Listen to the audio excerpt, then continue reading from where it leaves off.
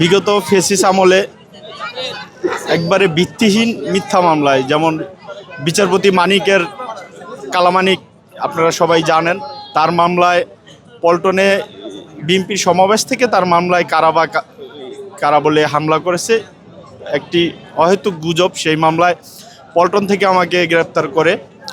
আমি সেই মামলায় আমি তাকে চিনিও না জানিও না, সেই ভিত্তিহীন মিথ্যা মামলায় দীর্ঘ 8 মাস কারাবরণ করেছি।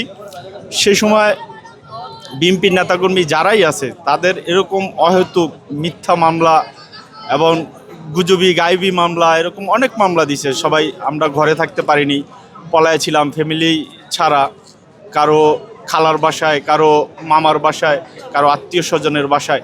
এভাবে আমাদের জীবন এই 17 বছর আমরা কাটিয়েছি, ফ্যামিলি থেকে দূরে, আত্মীয় স্বজন থেকে দূরে, সবাই থেকে দূরে। এভাবেই আমাদের এই 17 বছর কাটতে হয়েছে। এরকম হৃদয় বিদারক ঘটনা, যেমন আমার নানা এবং নানি দুজনই 15 দিন মাথায় মারা যায়। তাদের মৃত্যুতে আমি অ্যাটেন্ড করতে পারিনি। তারা ঢাকা শহরের বাসিন্দা ছিল, মিরপুরের। তাদের 15 দিনের আগে প্রথম আমার নানি মারা যায়, তার 15 দিন পরেই আমার নানা মারা যায়। আমি এই ফেসিস আমলে মামলার কারণে আমি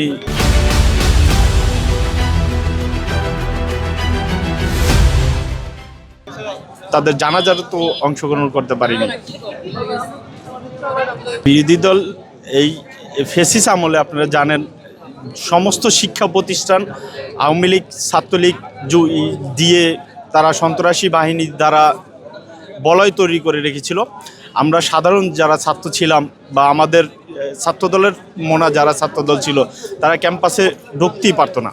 তাদের শিক্ষা কার্যক্রম ধরেন এক সেশনটা আরেক সেশন পার হয়ে গেছে, তারপরও শেষ হয়নি। এরকম অনেক ছাত্র তো আছে যাদের এখনও তাদের শিক্ষা জীবন শেষ করতে পারেনি। তো সেই হিসাবে আমরা তো চাকরি তো দূরে থাক, আপনারা যে গেছেন চাকরিতে দুর্নীতিকরণ, এনএসএফ ডিজিএসএফ তাদের পরিবারের লোকজন ছাড়া, মানে আওয়ামী লীগ ফ্যামিলি ছাড়া কাউকে কোনো জায়গায় জব দেওয়া হতো না।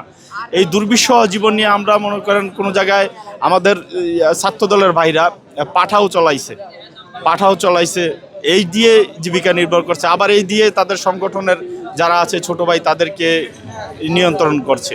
এইভাবেই আমাদের এই 17 বছর কাটিয়েছে।